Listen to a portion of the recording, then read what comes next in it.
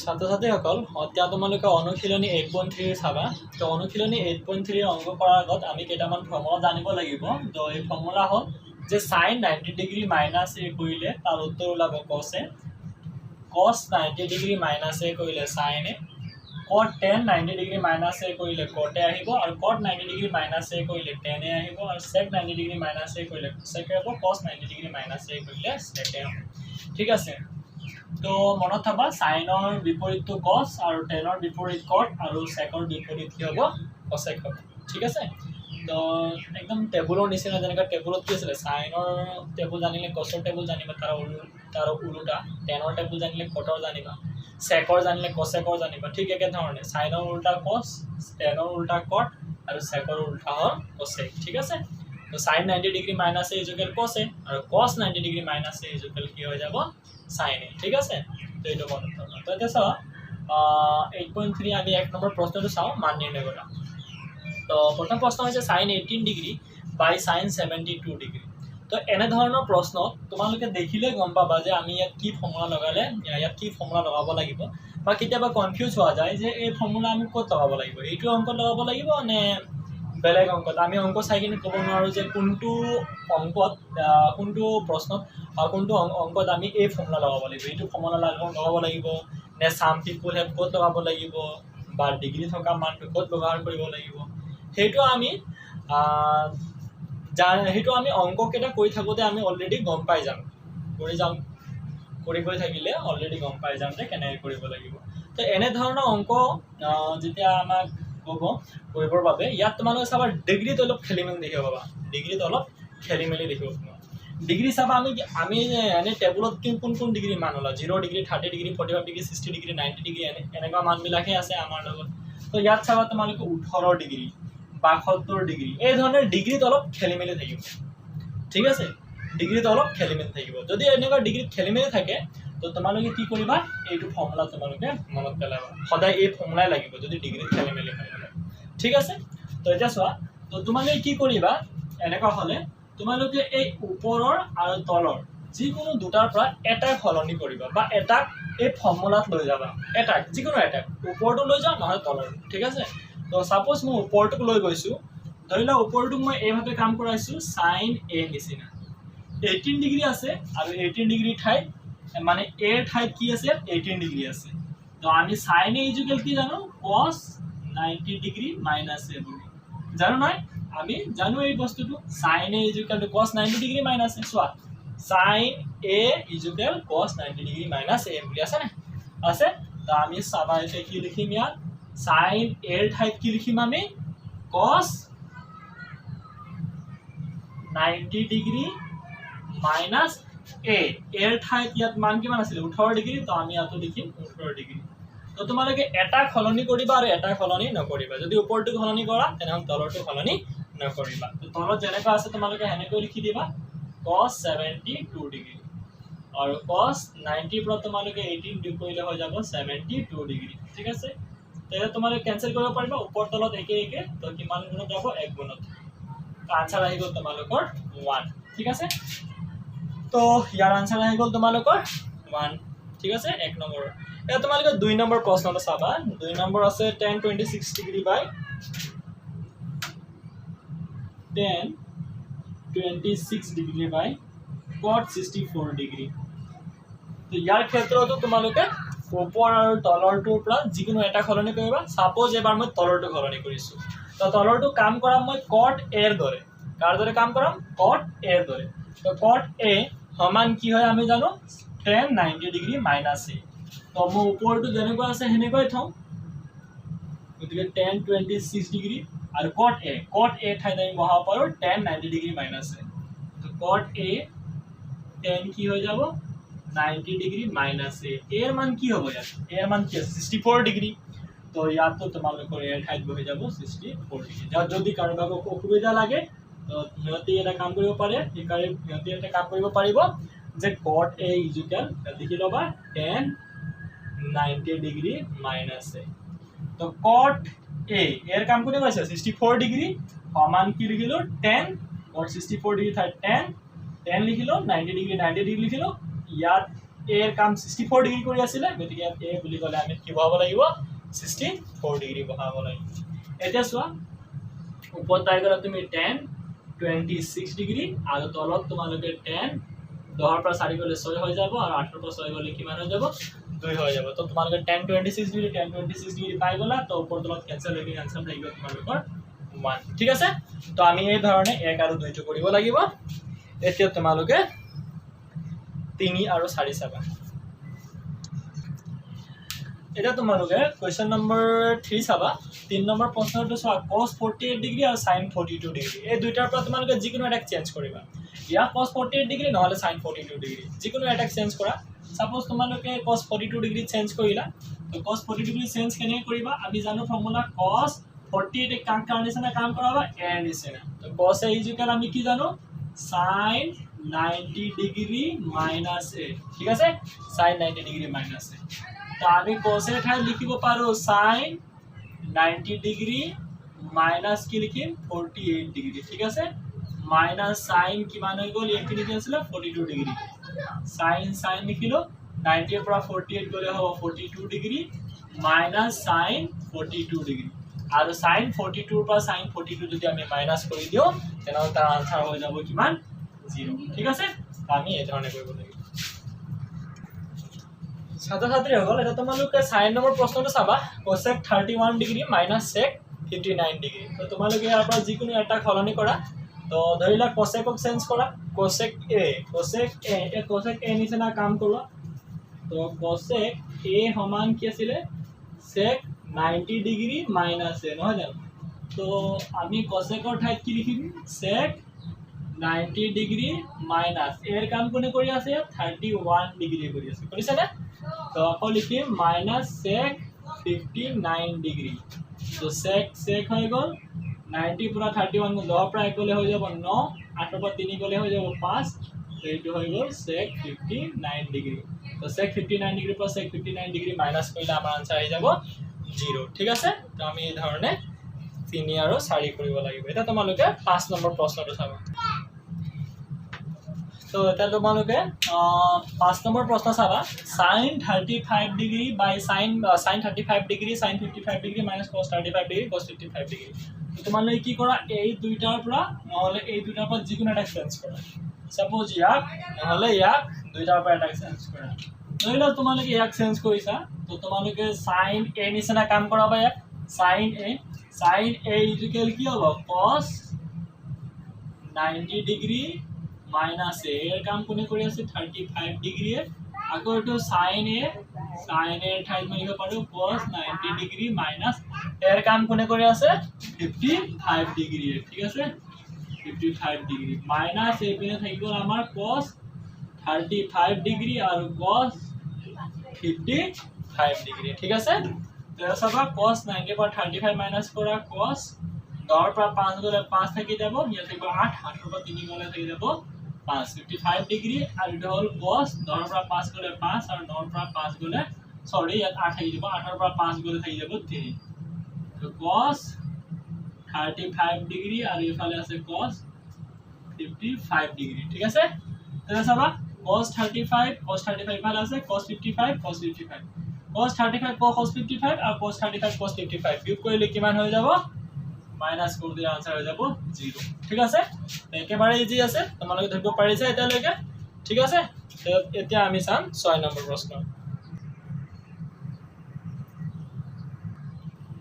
এটা চাবা তোমালোকে 6 নম্বৰ প্ৰশ্ন চোৱা সাপোজ তুমি এই দুইটা নহলে এই দুইটাৰ পৰা চেঞ্জ কৰা ধৰিলে এই দুইটা চেঞ্জ কৰিছা তোমালোকে তো চেঞ্জ কৰোতে কি হৈ যাব tan 35 ডিগ্ৰী কি লিখিবা tan 90 ডিগ্ৰী সৰি tan a সমান কি আছিল cot 90 ডিগ্ৰী মাইনাস a তো আমি এখন লিখিম কি cot 90 ডিগ্ৰী মাইনাস 35 ডিগ্ৰী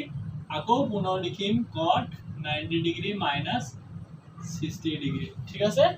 তো এফালে আমাৰ থাকি গল তেনেকৈ থাকিব এনেকৈ লিখি দিম tan 55 ডিগ্ৰী আৰু tan 30 ডিগ্ৰী ঠিক আছে tan 30 ডিগ্ৰী এটা চাবা cot 90 minus 35 কৰিলে হৈ যাব তোমালোকৰ 10 পৰা 5 গলে 5 থাকি গল 8 পৰা 3 গলে থাকি গল 5 আৰু 90 পৰা 60 গলে হৈ যাব cot 30 ডিগ্ৰী আৰু tan 55 tan 55 ডিগ্ৰী হ'ল আৰু tan 30 ডিগ্ৰী হ'ল ঠিক আছে তাৰপিছত তোমালোকে কি কৰিবা চোৱা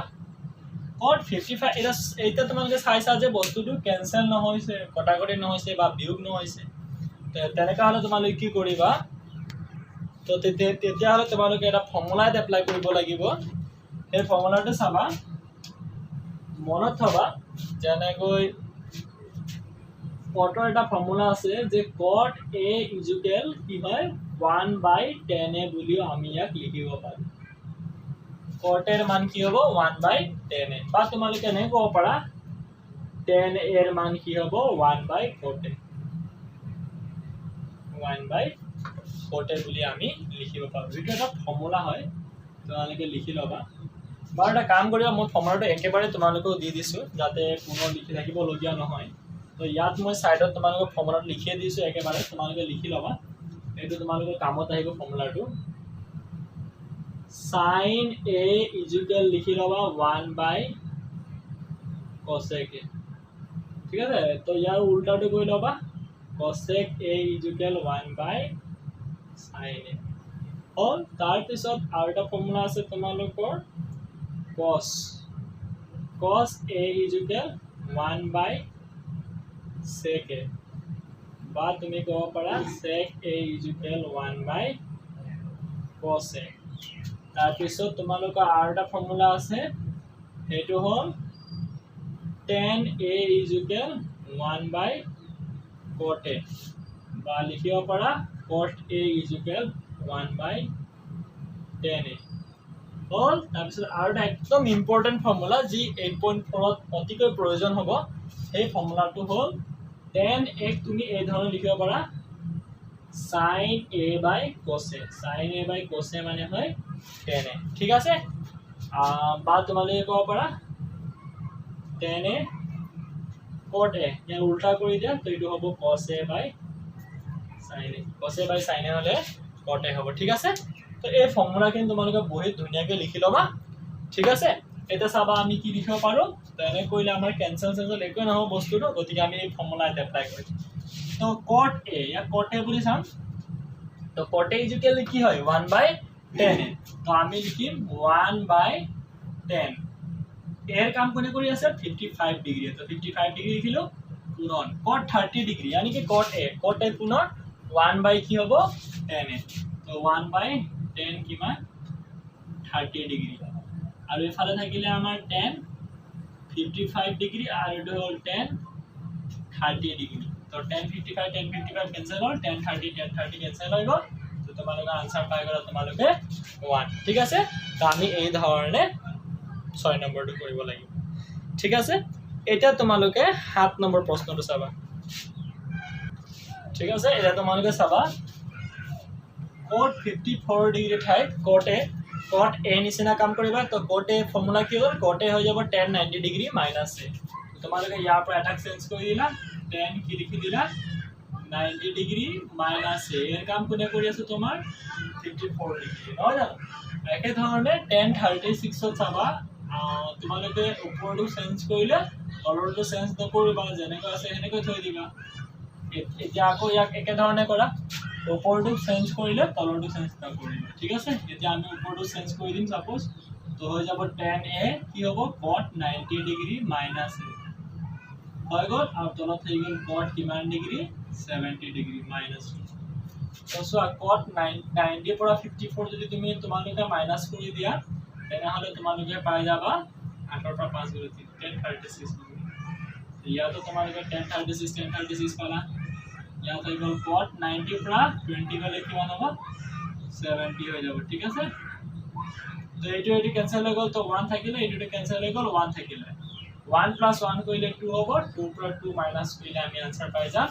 0 ঠিক আছে তো আমি 7 নম্বৰ কাৰণে এই ধৰণে কৰিব লাগিব ঠিক আছে তো তোমালোকে চাই লোৱা একেবাৰে ইজি তো তোমালোকে একে ধৰণে 8 নম্বৰ প্ৰশ্নটো চাবা তো 3 লিখিলো পূৰণ ওপৰ তলৰটো কেটাক চেঞ্জ কৰা ধৰিলে ওপৰটো চেঞ্জ কৰিয়া sin a সমান কি হয় cos 90 degree minus a formula লিখা আছিল তোমালোকে চাই লবা তো sin a ঠাইত আমি লিখিব পাৰো cos 90 ডিগ্ৰী মাইনাছ এ ঠিক আছে এইটো হৈ গ'ল cos 67 ডিগ্ৰী প্লাছ 4 sec 47 ক sec এ সমান কি আছিলে cosec 90 ডিগ্ৰী মাইনাছ এ চাই লবা cosec 90 ডিগ্ৰী মাইনাছ এ হৈ গ'ল 47 ডিগ্ৰী আৰু এইটো হ'ল তোমালোকৰ cosec 43 ডিগ্ৰী তো আমাৰ 3 লিখি দিলো পূৰণ cosec 90 মাইনাছ 20 10 পা 3 গলে কিমান থাকি গ'ল 7 আৰু 8 পা 2 গলে 6 তো এইটো হৈ গ'ল cos 67 ডিগ্ৰী প্লাস 4 cos 90 পৰা 47 যদি আমি বিয়োগ কৰি দিও তেনেহলে হৈ যাব 43 ডিগ্ৰী আৰু তলতো পাই গলো আমি 43 ডিগ্ৰী ঠিক আছে তো এটা চোৱা তো আমাৰ cos 67 ক্যান্সেল হৈ গ'ল আৰু cos 43 ডিগ্ৰী 40 ডিগ্ৰী ক্যান্সেল হৈ গ'ল ইয়াত থাকিলে আমাৰ 3 প্লাস 4 তো 3 আৰু 4 প্লাস কৰিলে आंसर আহি পৰিব আমাৰ 7 ঠিক আছে গতিকে আমি এই ধৰণে 8 নম্বৰ প্ৰশ্নটো কৰিব লাগিব ঠিক আছে এটা তোমালোকে 9 নম্বৰ প্ৰশ্নটো চাবা এটা চাবা 9 নম্বৰ প্ৰশ্নৰ বাবে তোমালোকে চাবা এই ডিগ্ৰীৰ মানটো তোমালোকে জানা tan 30 ডিগ্ৰীৰ মানটো জানা তো ইয়াক তোমালোকে তেনেকৈ থাকিব দিবা তো এই দুটা খলনি কৰি দিবা তো tan এই দুটা যেনেকৈ আছে হেনেকৈ থাকিব দিবা ঠিক আছে তো tan a হৈ যাব তোমালোকৰ কি cot 90 ডিগ্ৰী minus 5 ডিগ্ৰী তো জানা tan a সমান cot 90 ডিগ্ৰী minus a হয় আৰু tan মই আকৌ লিখিলো cot 90 ডিগ্ৰী minus 25 ডিগ্ৰী আৰু এফালে থাকি গ'ল tan 30 ডিগ্ৰী আৰু এফালে লিখিলা তুমি tan 65 ডিগ্ৰী আৰু tan এইটো হৈ গ'ল 85 ডিগ্ৰী যেনেকৈ আছে হেনেকৈ লিখি নহয় জানো তো পুনৰ চোৱা tan 90 পৰা 5 গলে তোমালোকৰ cot কিমান লিখিবা 85 ডিগ্ৰী cot 90 পৰা 25 গলে কিমান হৈ যাব তোমালোকৰ 10 পৰা 5 গলে থাকি গ'ল 5 ইয়াত থাকি গ'ল কিমান 8 18 পৰা 2 গলে থাকি গ'ল 5 সৰি 18 পৰা 2 গলে থাকি গ'ল 6 তো ইয়াত তোমালোকৰ tan 30 লিখিলা তো tan 65 লিখিলা আৰ এটা লিখি দিলা tan কিমান 85 ডিগ্ৰী এটা সো এনেকৈ লিখিলে তোমালোকৰ কেটা ক্যান্সেল নহব বস্তুটো তো আমি কি কৰিব লাগিব এই ফৰ্মুলা এপ্লাই কৰিম যাতে ক্যান্সেল হ'ব পাৰে বস্তুটো তো আমি কেনেকৈ লিখিম cot a ঠাইত আমি লিখিব পাৰো 1/10 a তো আমি লিখিব পাৰো 1/10 a এৰ কাম কোনে কৰি আছে ইয়াত 85 ডিগ্ৰী cot a ঠাইত 1/10 আমি 65 ডিগ্ৰী লিখিব পাৰো tan 30 ডিগ্ৰী তোমালোকে মান জানাই 0 1/√3 1√3 সংখ্যাবদ্ধ নহয় তো 030 তো tan 30 ডিগ্ৰী মান হৈ গ'ল কিমান 1/√3 ঠিক আছে